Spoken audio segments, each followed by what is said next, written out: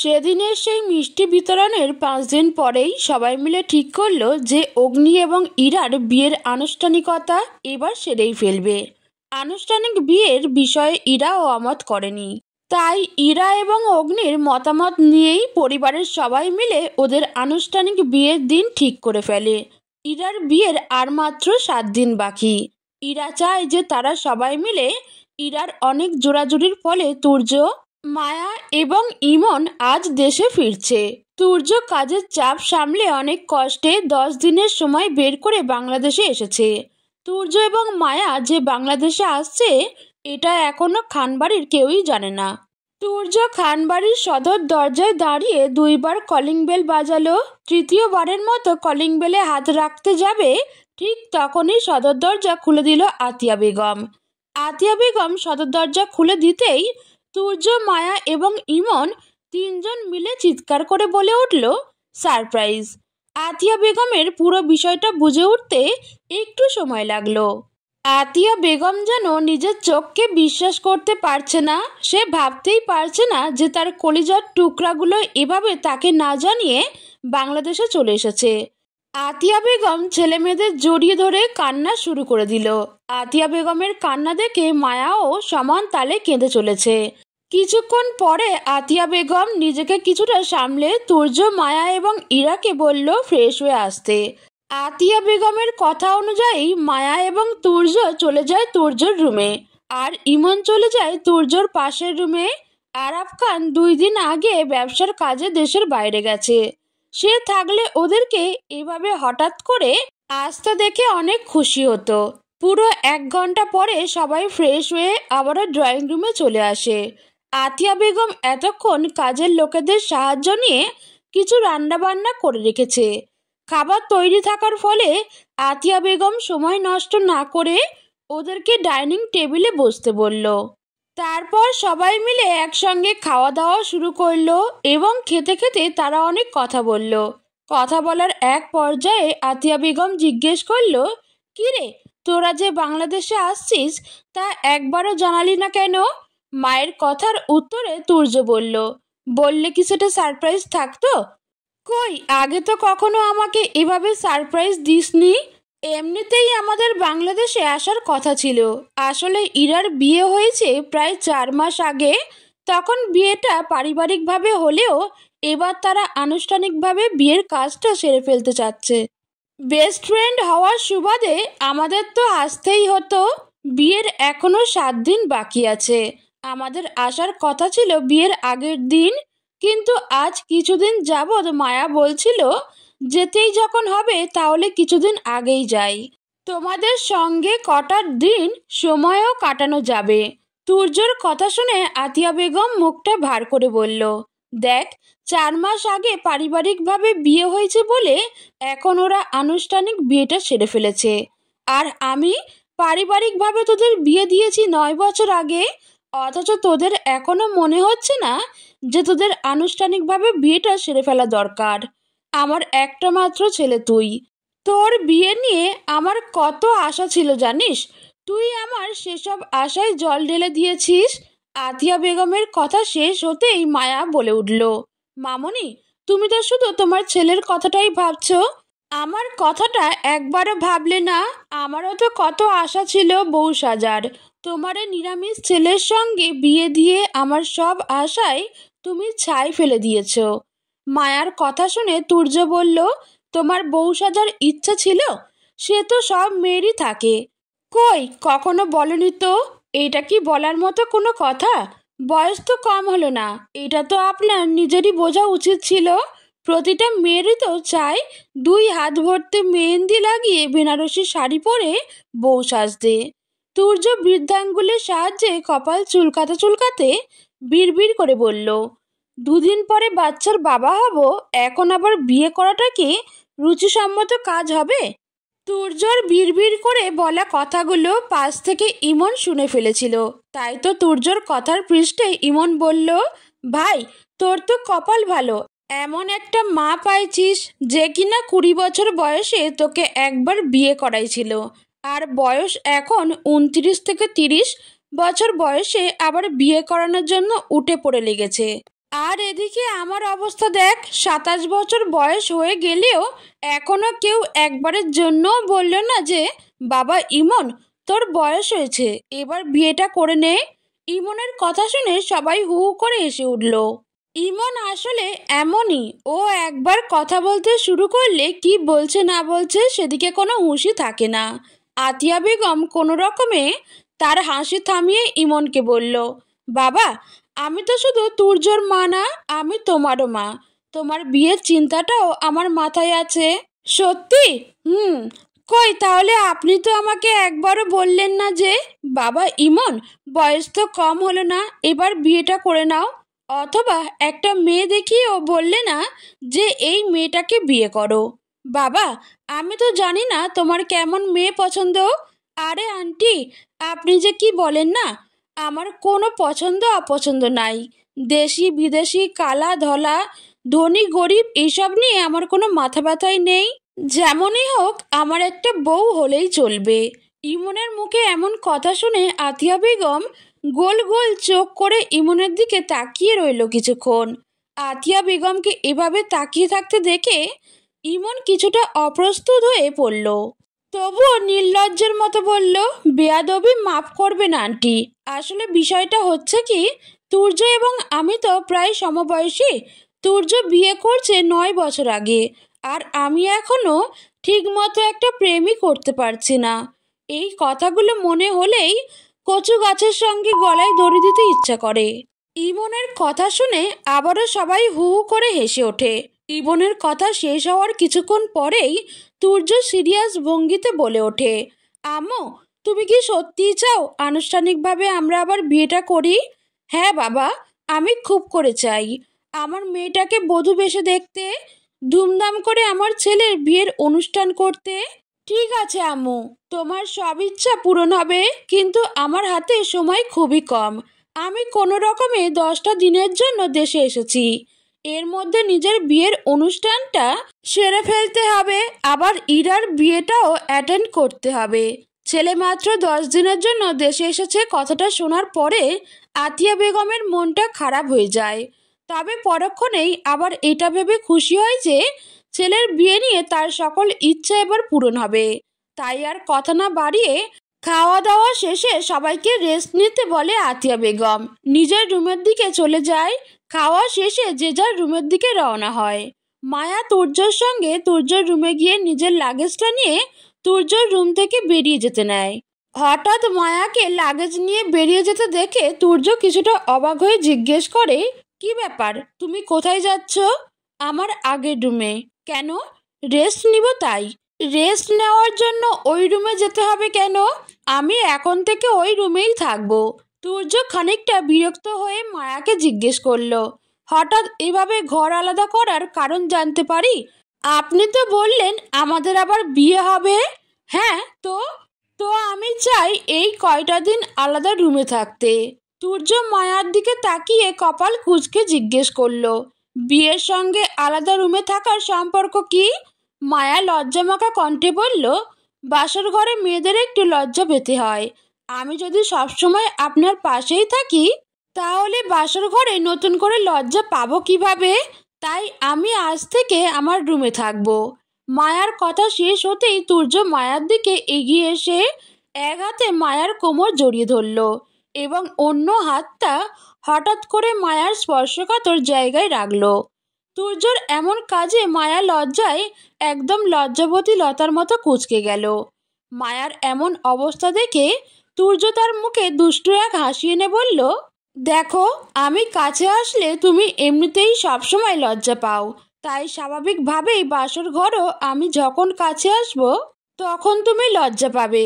তারপরও যদি তোমার মনে হয় যে বাসর ঘরে তোমার আরেকটু লজ্জা পাওয়া প্রয়োজন, তাহলে তুমি আমাকে বলতে পারো। ট্রাস্ট মি, বাসর ঘরে তোমাকে এতটা রুডলি আদর করব যে 7 দিন তুমি আমার দিকে তাকাতেও লজ্জা পাবে। তুর্যর এমন লাগামছাড়া কথায় মায়া ভীষণ লজ্জা পেল এবং নিজের বুকের উপর থেকে তুর্যর হাত সরিয়ে দেওয়ার চেষ্টা করলো। তবে মায়া সেই চেষ্টায় ব্যর্থ হলো। মায়া কোনোভাবেই তুর্যর শক্তির সঙ্গে পেরে উঠল না। উল্টো মায়ার শরীরে তুর্য স্পর্শ ধীরে ধীরে গভীর থেকে গভীর হতে শুরু করলো। তবে মায়াকে ছটফট করতে দেখে হঠাৎ তুর্য মায়াকে ছেড়ে দিল। তুর্য মায়াকে ছেড়ে দেওয়ায় মায়া যেন হাঁপ ছেড়ে বাঁচল। মায়া মনে মনে ভাবছিল, যাক, এবারের মতো বেঁচে গেছি। তখনই হঠাৎ মায়ার কানে আসলো দরজা লাগানো শব্দ। মায়া ঘুরে তাকাতেই দেখল তুর্য রুমের দরজার ভিতর থেকে লক করে ঘোর লাগা দৃষ্টিতে মায়ার দিকে তাকিয়ে ধীরে ধীরে এগিয়ে আসছে। তুর্যর ওই ঘোর লাগা দৃষ্টি যেন মায়াকে অনেক কিছু বলে দিচ্ছে। ইতিমধ্যে মায়া বুঝে গেছে তুর্যর না বলা অনেক কথা। তুর্যর মতলব বুঝতে পেরে মায়া পিছাতে পিছাতে বলতে শুরু করলো, নো নো, এখন না, প্লিজ এখন না, আমি অনেকটা জার্নি করে এসেছি, এটা সঠিক সময় না। কিন্তু কে শোনে কার কথা? অল্প সময়ের ব্যবধানেই মায়ার পুরো শরীরে তুর্যর বিচরণ শুরু হয়ে গেল। তাদের ভালোবাসার সাক্ষী হলো আর একটা রৌদ্রময় দুপুর। ইরা এবং মায়ার ইচ্ছে তাদের বিয়ের অনুষ্ঠান একসাথেই হবে, তাই দুই পরিবারের মতামত সাপেক্ষে আন্তর্জাতিক কনভেনশন সেন্টার বসুন্ধরা তাদের বিয়ের পুরো 3 দিনের আনুষ্ঠানিকতা শুরু হলো। বউয়ের বায়না রাখতে তুর্য এবং অগ্নি দুজনে মিলে ঠিক করেছে যে তাদের গায়ে হলুদ, বিয়ে এবং বৌভাত 3টি অনুষ্ঠানই একসাথে করা হবে। সময় তার নিজের গতিতে চলতে থাকে। গতকাল তাদের গায়ে হলুদের অনুষ্ঠান সম্পূর্ণ হয়েছে। দেখতে দেখতে চলে আসে সেই আনন্দময় সময়। আজ তাদের বিয়ে। অগ্নি এবং তুর্য দুজনেই বরবেশে স্টেজের উপর বসে আছে। সেলফি তোলার জন্য তৃতীয় বিশ্বযুদ্ধ শুরু করে দিয়েছে আত্মীয় স্বজনরা। আত্মীয় স্বজনদের ছবি তোলার ধরন দেখে মনে হচ্ছে ছবি তুলতে না পারলে যেন বিয়েতে আসাটাই বৃথা হবে। আত্মীয় স্বজনদের এমন ব্যবহারে তুর্য এবং অগ্নি উভয়ই খানিকটা বিরক্ত হলেও তারা নিজেদের বিরক্তি প্রকাশ করল না, কারণ তাদের কাছে এখন আত্মীয় স্বজনদের ছবি তোলার চেয়েও বেশি বিরক্তকর মনে হচ্ছে ইরা ও মায়ার আসতে দেরি হওয়াটাকে। ওদিকে মেকআপ রুমে যখন ইরা এবং মায়াকে সাজানো হচ্ছিল তখনই মেকআপ রুমে প্রবেশ করে ইরার মা ইতি শেখ। ইতি শেখ ধীরে ধীরে ইরার কাছে এগিয়ে আসতেই ইরা তার সামনে থাকা বড় আয়নায় তার মায়ের প্রতিচ্ছবি দেখতে পায়। অনেকগুলো বছর পার হয়ে গেছে ইরা এই মানুষটার সঙ্গে কথা বলেনি। এতগুলো বছরে ইরা কখনো চায়নি এই মানুষটার সম্মুখীন হতে, কারণ মায়ের প্রতি রয়েছে ইরার অনেক অভিযোগ। ইরার কাজিনরা সবাই জানে যে ইরার মায়ের সঙ্গে ইরার সম্পর্ক কেমন, তাই সবাই ইতি শেখকে আসতে দেখে মেকআপ রুম থেকে বেরিয়ে গেল। ইরা চুপচাপ আয়নার দিকে তাকিয়ে বসেছিল আর ইরার পাশেই ছিল মায়া। তখনই হঠাৎ ইতি শেখ ইরার পা দুটো জড়িয়ে ধরল। আকস্মিক ঘটনায় ইরা ভড়কে গেল। কোনো রকমে মায়ের থেকে পা দুটো ছাড়িয়ে নিয়ে মায়ের কাছ থেকে কিছুটা সরে দাঁড়ালো। ইরাকে সরে দাঁড়াতে দেখে ইতি শেখ উঠে দাঁড়িয়ে আবারও ইরার কাছে চলে গেল। ইতি শেখ এবার মেয়ের 2 গালে হাত রেখে বলল, বধূ বেশে আমার মেয়েটাকে একদম পূর্ণিমার চাঁদের মতো লাগছে। মারে, তুই আমাকে ক্ষমা করে দিস। জীবন যুদ্ধে আমি তোর পাশে থাকতে পারিনি, আমি পরিস্থিতির শিকার ছিলাম, পারলে আমাকে ক্ষমা করে দিস। ইরা মায়ের দিকে তাকিয়ে রাগী গলায় বলল, তুমি পরিস্থিতির শিকার ছিলে কিভাবে? তুমি আর বাবা তো তোমাদের জীবনে সব পেয়েছো। তোমরা ডিভোর্সের পর যে যার জীবন নিয়ে ব্যস্ত হয়ে পড়েছো। মাঝখান থেকে পরিস্থিতির শিকার হয়েছি আমি। যখন আমার মাথার উপর বাবা মায়ের ছায়ার প্রয়োজন ছিল তখন আমি না পেয়েছি তোমাকে আর না পেয়েছি বাবাকে। তোমরা তো যে যার মতো সুখী হয়েছো। মারে, তুই আমাকে ভুল বুঝিস না। বিশ্বাস কর, এখানে আমার কোনো দোষ ছিল না। তোর বাবা হয়তো আমার জন্য সঠিক ছিল না, তাই ভাগ্য আমাকে অন্য কোথাও নিয়ে গিয়েছিল। আমি তো খুব করে চেয়েছিলাম তোর বাবার সঙ্গে সংসারটা করতে। আমি আমার সবটা দিয়ে চেষ্টা করেছিলাম, তবুও পারিনি তার মনে একটু জায়গা করতে। সে আমার জন্য সঠিক ছিল না। জানিস, মানুষের জীবনে সঠিক মানুষের প্রয়োজন খুব বেশি। দেরিতে হলেও প্রতিটা মানুষের জীবনে সঠিক মানুষ আসুক। তুই যাকে ভালোবাসিস তার কথা ভেবে জীবনটা নষ্ট করিস না। যে তোকে ভালোবাসে তাকে মূল্যায়ন করতে শেখ। পারলে আমাকে ক্ষমা করে দিস। কথাগুলো বলে ইতি শেখ কান্না করতে করতে মেকআপ রুম থেকে চলে গেল। ইতি শেখকে বেরিয়ে যেতে দেখে ইরা এবং মায়ার সকল কাজিন তাদেরকে নিয়ে যেতে আসে। কিছুক্ষণ পরে আইসিসিবিতে প্রবেশ করলো ইরা এবং মায়া। তাদের দিকে চোখ পড়তেই থমকে গেল দুটো হৃৎপিণ্ড। ইরা এবং মায়া দুজনকেই টকটকে লাল রঙের মধ্যে গোল্ডেন জরির কাজ করা ভারী লেহেঙ্গা পরেছে, সেই সঙ্গে ম্যাচিং অর্নামেন্ট, সব মিলিয়ে দুজনকে একদম পরীর মতো লাগছে। ইরা এবং মায়াকে এগিয়ে আসতে দেখে তুর্য এবং অগ্নি একসাথে বুকের বাঁ পাশে হাত রাখলো। তারপর এগিয়ে গিয়ে যে যার বউকে হাত ধরে স্টেজে নিয়ে আসলো। তন্নির প্রেগন্যান্সি 2 মাস চলছে, তাই একমাত্র ভাইয়ের বিয়েতে আসার অনেক ইচ্ছে থাকা সত্ত্বেও সে বাংলাদেশে আসতে পারেনি। দেখতে দেখতে তাদের বিয়েটা সম্পূর্ণ হয়ে গেল। বিয়েতে দেনমোহর হিসেবে অগ্নি তার নিজস্ব সম্পত্তির মধ্য থেকে ইরাকে দিয়েছে গুলশান 2 এর 4টি ফ্ল্যাট এবং চট্টগ্রামের 2টি ফার্ম হাউস।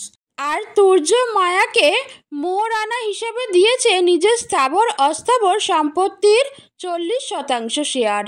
তুর্যর এমন সিদ্ধান্ত নেওয়ায় তুর্যর বাবা মার কোনো আপত্তি না থাকলেও তুর্যর ফুপিদের কপালে ভাঁজ দেখা গেল।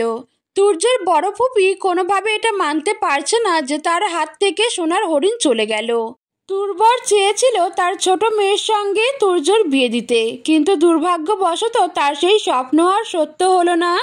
ওদিকে বিয়ে এবং খাওয়া দাওয়া সম্পূর্ণ হওয়ার কিছুক্ষণ পরেই গেস্টদের বিদায় জানিয়ে বর কনেরা রওনা হয় যার যার নিজেদের বাড়ির দিকে। তুর্য এবং মায়া এখন খানবাড়িতে যাবে, আর অগ্নি এবং ইরা যাচ্ছে গুলশান 1-এ থাকা অগ্নির একটি ফ্ল্যাটে। তুর্যরা খানবাড়িতে পৌঁছানোর আগেই আতিয়া বেগম, আরাফ খান এবং তাদের কিছু নিকট আত্মীয়রা একটি গাড়িতে করে খানবাড়িতে পৌঁছেছে। তুর্য মায়াকে নিয়ে গাড়ি থেকে নামতে নিলে আতিয়া বেগম এগিয়ে এসে তুর্যকে নিষেধ করে মায়াকে নামাতে। তুর্য প্রথমে বুঝতে পারে না মায়াকে গাড়ি থেকে নামতে নিষেধ করার কারণ, তবে পরক্ষণে আতিয়া বেগমের হাতে মিষ্টির প্লেট দেখে সে বুঝে যায় মায়াকে গাড়ি থেকে নামাতে বাধা দেওয়ার আসল কারণ। আতিয়া বেগম নিজে এগিয়ে এসে প্রথমে মায়াকে একটু মিষ্টি খাইয়ে তারপর বড় বড় নীল পাথর খচিত একটি বংশীয় সীতাহার মায়ার গলায় পরিয়ে দিয়ে বলেন, এটা আমাদের 6 প্রজন্মের পুরনো হার, এটা আমি অনেক যত্ন করে রেখেছিলাম তোকে দেওয়ার জন্য। এবার এটা আগলে রাখার দায়িত্ব তোর। যখন তুই শাশুড়ি হবি তখন এই হারটা দিয়ে আমার নাত বউকে বরণ করে নিস। মায়া একটু লজ্জা পেলেও আতিয়া বেগমের কথার উত্তরে মাথা নাড়িয়ে তারপর সবাই মিলে মায়াকে নিয়ে গেল তুর্যর রুমে। তুর্যর রুমটা আজ অনেক সুন্দর করে ফুল দিয়ে সাজানো হয়েছে। সবাই মিলে মায়াকে খাটের উপর বসিয়ে দিয়ে গেল। তার কিছুক্ষণ পরেই তুর্য উপস্থিত হলো সেই রুমে। তুর্যকে দেখেই মায়া খাট থেকে নেমে এসে তুর্যর পায়ে হাত দিয়ে সালাম করতে নিল, কিন্তু তুর্য মায়াকে বাধা দিয়ে বলল, সেজদা একমাত্র আল্লাহর জন্য। আমি চাই না তুমি আল্লাহ ব্যতীত অন্য কাউকে সেজদা করো বা কারো পায়ে হাত দাও। মামুনি বলে দিয়েছিল তোমাকে সালাম করতে। এরপর থেকে আম্মু কাউকে সালাম করতে বললে তাকে মুখে সালাম দিও। ওকে ওকে। তারপর তুর্য ঘোর লাগা দৃষ্টিতে মায়ার দিকে তাকিয়ে বলল, মায়াপরি, তোমাকে যতবার দেখি ঠিক ততবারই নতুন করে তোমার প্রেমে উন্মাদ হই। তুর্যর এমন কথায় মায়া লজ্জা পেয়ে গেল, তাই তুর্যর সঙ্গে বেশি কথা না বাড়িয়ে ড্রেসিং টেবিলের সামনে গিয়ে বসে পড়ে সমস্ত গহনা খোলার জন্য। তখনই তুর্য মায়ার পেছনে এসে দাঁড়িয়ে আয়নার ভেতরে মায়ার দিকে তাকিয়ে বলে, ক্যান আই হেল্প ইউ? পরনে ভারী লেহেঙ্গা থাকার কারণে পেছনে থাকা সেফটি পিনগুলো খুলতে মায়ার অনেক অসুবিধা হচ্ছিল, তাই তুর্য সাহায্য করতে চাওয়ায় মায়া সঙ্গে সঙ্গে মাথা নাড়িয়ে সম্মতি জানায়। মায়ের সম্মতি পেয়ে তুর্য ধীরে ধীরে মায়ার ওড়নায় থাকা সকল সেফটি পিন ধীরে ধীরে খুলতে থাকে। মায়া নিজের শরীরে সমস্ত গহনা খুলতে খুলতে তুর্যরও সেফটি পিনগুলো খোলা হয়ে যায়। লেহেঙ্গার ভারী ওড়নাটা খুলতে পেরে মায়া শরীরের উপর থেকে যেন অনেক বড় একটা বোঝা নেমে গেল। মা এখন নিজেকে অনেক হালকা অনুভব করছে, তাই সে মনে মনে ভাবলো এখন সে ওয়াশরুমে গিয়ে লেহেঙ্গাটা চেঞ্জ করে নর্মাল একটা ড্রেস পরে আসবে। এগুলো ভেবে মায়া উঠতেই যাবে, ঠিক তখনই সে অনুভব করলো তুর্য তার পিঠের কাছে থাকা হুকগুলো ধীরে ধীরে খুলে ফেলছে। হঠাৎ তুর্যর এমন কাজে মায়ার সারা শরীর জুড়ে এক শিহরণ বয়ে গেল। ততক্ষণে তুর্য মায়ার উন্মুক্ত পিঠে এলোমেলোভাবে হাত চালাতে শুরু করেছে। একটা সময় তুর্য মায়াকে কোলে নিয়ে বিছানায় শুইয়ে দেয়। এক টানে নিজের শরীর থেকে শেরওয়ানিটা খুলে ফেলল। মায়া জানে তুর্য কি চাইছে, তাই সে তুর্যের সঙ্গে সমান তালে ভালোবাসার সাগর পাড়ি দিতে থাকলো। ইরা এবং অগ্নি অনেক আগেই এসে পৌঁছেছে তাদের ফ্ল্যাটে। ইরা এবং অগ্নির কাজিনরা সবাই দুষ্টামি করে কালো রঙের একটা পাতলা শাড়ি ফ্ল্যাটে রেখে গেছে ইরার জন্য। সারাদিন এই ভারী লেহেঙ্গা পরে থাকতে থাকতে ইরা এখন অসুস্থ বোধ করছে, তাই ইরার পক্ষে ওই লেহেঙ্গা পরে রাতে ঘুমানো সম্ভব না। ইরা যখন আলমারি খুলে দেখলো সেখানে একটি মাত্র শাড়ি ছাড়া আর কিছুই নেই, তখন বাধ্য হয়ে ইরা ওয়াশরুমে গিয়ে ওই শাড়িটা পরে নিল। ইরা ওয়াশরুম থেকে বেরিয়ে দেখলো অগ্নি একটি গ্লাসে নিয়ে পানি খাচ্ছে। পানি খেতে খেতে অগ্নির দৃষ্টি হঠাৎ ইরার দিকে যাওয়ায় অগ্নি একদম ফ্রিজ হয়ে যায়। ইরার মতো সুন্দর রমণী কালো রঙের পাতলা জর্জেট শাড়ি পরায় শাড়ির ভেতর দিয়েই তার শরীরের প্রতিটি ভাঁজ সুস্পষ্ট হয়ে রয়েছে। অগ্নি ইরাকে দেখতে দেখতে হাতে থাকা গ্লাসটা টেবিলের উপর রাখতে নিল। ভুল জায়গায় গ্লাস রাখার ফলে গ্লাসটা মেঝেতে পড়ে ভেঙে যায়। ইরা অগ্নিকে অপলকভাবে নিজের দিকে তাকিয়ে থাকতে দেখে কিছুটা লজ্জা পায়। লজ্জায় হাত থেকে বাঁচতে ইরা দ্রুত পায়ে বিছানায় গিয়ে শুয়ে পড়ে। বিছানায় শুয়ে শুয়ে ইরা তার মায়ের বলা কথাগুলো ভাবতে থাকে। ইরা নিজেই নিজের মনকে প্রশ্ন করে, আমি অগ্নিকে ঠকাচ্ছি না তো? আমি নিজের ভালোবাসা পাইনি বলে কি ওকেও নিজের ভালোবাসা থেকে বঞ্চিত করব? তুর্য তো মায়াকে নিয়ে সুখের সংসার করছে, আমারও কি অগ্নিকে একটা সুযোগ দেওয়া উচিত? আমি তাকে ভালোবাসি না জেনেও সে আমাকে পাগলের মতো ভালোবেসে যাচ্ছে। এমন একটা মানুষকে ঠকানো কি ঠিক হবে? ইরার আর এতগুলো প্রশ্নের উত্তরে তার মন যেন বারবার তাকে বলছে, তুই অগ্নিকে ঠকাচ্ছিস, তোর উচিত অগ্নিকে একটা সুযোগ দেওয়া, অগ্নিকে একটু ভালোবাসার চেষ্টা করা। আর কিছুক্ষণ পরে অগ্নিও ধীরে ধীরে বিছানায় এসে মাঝখানে একটা কোলবালিশ রেখে শুয়ে পড়ে। এটা তাদের নিত্যদিনের কাজ। যেহেতু ইরা এখনও অগ্নিকে স্বামীর অধিকার দেয়নি, তাই অগ্নি প্রতিদিন তাদের মাঝখানে একটা কোলবালিশ রেখে দেয়, যাতে করে অগ্নির সঙ্গে এক বিছানায় থাকতে ইরা অস্বস্তি বোধ না করে। ইরা বুঝতে পারছে যে অগ্নি অস্বাভাবিকভাবে নিঃশ্বাস নিচ্ছে। ওদিকে অগ্নি আজ যেন কোনোভাবেই নিজেকে নিয়ন্ত্রণে রাখতে পারছে না। বারবার নিজের ভেতরে নিষিদ্ধ অনুভূতি জেগে উঠছে। অগ্নির অনুভূতিগুলো খুব স্বাভাবিক। ফাঁকা ফ্ল্যাট, সুন্দরী বউ, চারিদিকে শত শত ফুলের ঘ্রাণ। এমন পরিস্থিতিতে পড়লে যে কোনো পুরুষ মানুষ নিষিদ্ধ অনুভূতিতে আটকানোর চেষ্টায় নিজের কাছেই নিজে হেরে যাবে। এমন পরিস্থিতিতে এমন সময়ে অগ্নি হঠাৎ অনুভব করলো ইরা হয়তো মাঝখানে কোলবালিশটা সরিয়ে ফেললো। অগ্নি এতক্ষণ অন্য পাশ ফিরে শুয়েছিল, এবার সে ধীরে ধীরে ইরার দিকে ঘুরতেই দেখলো সত্যি ইরা মাঝখান থেকে কোলবালিশটা সরিয়ে ফেলেছে। অগ্নির কাছে এটা ইরার আহ্বান বলে মনে হলো, তাই সে আর কোনো কিছু না ভেবেই শক্ত করে ইরাকে জড়িয়ে ধরল। তখনই ইরাও এক হাতে অগ্নির পিঠ এবং অন্য হাতে অগ্নির মাথার চুল খামচে ধরল। ইরার এইটুকু কাজেই অগ্নি বুঝে গেল যে অকথিতভাবে ইরা আজ অগ্নির স্বাধীনতা ঘোষণা করে দিয়েছে। নিজের ভালোবাসাকে আপন করে নেওয়ায় আজ অগ্নির কোনো বাধা নেই। তাই অগ্নি তার ভালোবাসার গভীর স্পর্শ এঁকে দিতে থাকে ইরার সমস্ত শরীরে। অগ্নির ভালোবাসাময় স্পর্শের গভীরতা যখন বাড়তে থাকে, তার এক পর্যায়ে গিয়ে ইরার চোখ থেকে নোনা জল গড়িয়ে পড়তে থাকে।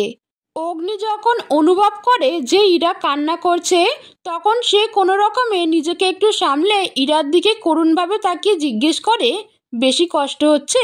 থেমে যাব? ইরা তখন অগ্নির এমন করুণ চাউনি দেখে নিজের কষ্ট অগ্নিকে বুঝাতে না দিয়ে অগ্নিকে শক্ত করে জড়িয়ে ধরে আবারও সম্মতি জানায়। ইরার অনুমতি পেয়ে অগ্নি আবারও উন্মাদ হয়ে যায়। কিছুক্ষণ পরে অগ্নির এত ভালোবাসা নিতে না পেরে ইরা জ্ঞান হারায়।